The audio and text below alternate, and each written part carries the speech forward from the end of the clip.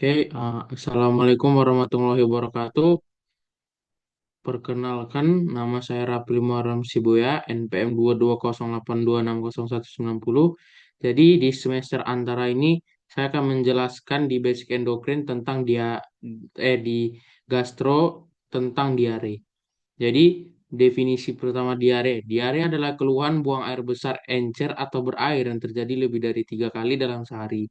Diare umumnya disebabkan oleh konsumsi makanan atau minuman yang terkontaminasi virus, bakteri, atau parasit.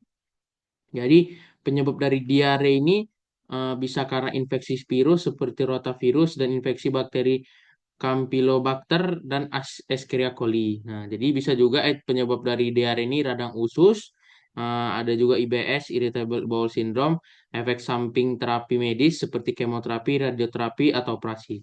Jadi, faktor risiko dari diare ini adalah tidak mencuci tangan dengan sabun, bisa juga jarang mencuci tangan setelah ke toilet, menyimpan penyimpanan dan persiapan makanan yang tidak bersih, jarang membersihkan dapur dan toilet, sumber air yang tidak bersih, dan juga makan makanan sisa yang sudah dingin. Jadi gejala diare ini ada banyak ya. Jadi gejalanya yang khas itu dia pasti pusing, rasa sangat haus, buang air kecil menjadi sedikit atau jarang, urin berwarna gelap, mulut atau kulit kering, dan juga lemas. Ini biasanya pada orang tua. Selanjutnya, patofisiologi dari diare ini itu melibatkan 4 mekanisme utama, yaitu diare osmotik, penyerapan air tidak memadai karena zat osmotik berlebih di lumen usus. Selanjutnya, diare sekretori, peningkatan sekresi cairan ke lumen usus, gangguan motilitas usus atau transport isi usus terlalu cepat, dan inflamasi usus. Jadi, kerusakan mukosa usus akibat infeksi atau penyakit menyebabkan gangguan penyerapan dan fungsi barier. Selanjutnya,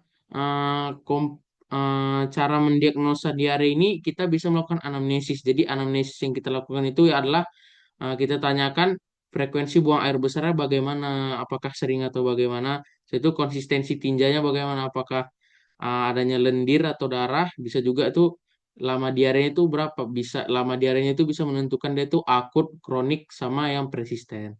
Dan pemeriksaan fisiknya itu kita bisa melihat status hidrasinya. Bisa kita lihat di pemeriksaan fisik tuh matanya cekung, turgor sangat lambat karena kurangnya cairan dan ekstremitas dingin dan nadinya juga lemah.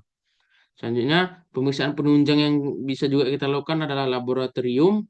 Itu darah lengkap, Hb, leukosit, hematokrit. Bisa juga kita lakukan fungsi ginjal, ureum kreatinin, dan juga pemeriksaan tinja atau kultur feses. Oke, jadi tata laksana yang bisa kita berikan pada orang diare ini ya, kita pertama itu jaga asupan cairannya untuk mencegah dehidrasi.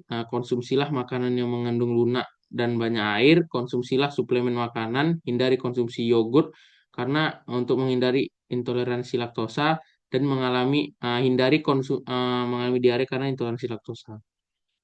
Jadi komplikasi diare ini bisa menyebabkan dehidrasi berat, pingsan, kerusakan organ seperti gagal ginjal akut, shock hipovolemik, hipokalemia, dan prolaps rektum. Mungkin prognosisnya juga, prognosis diare ini uh, biasanya baik. Biasanya itu bisa sembuh sendiri 5 sampai 7 hari. Nah, itu tergantung dari rehidrasi yang adekuat. Oke, ini referensinya di ujung kiri atas yang saya ambil. Oke, mungkin itu saja yang bisa saya sampaikan. Assalamualaikum warahmatullahi wabarakatuh.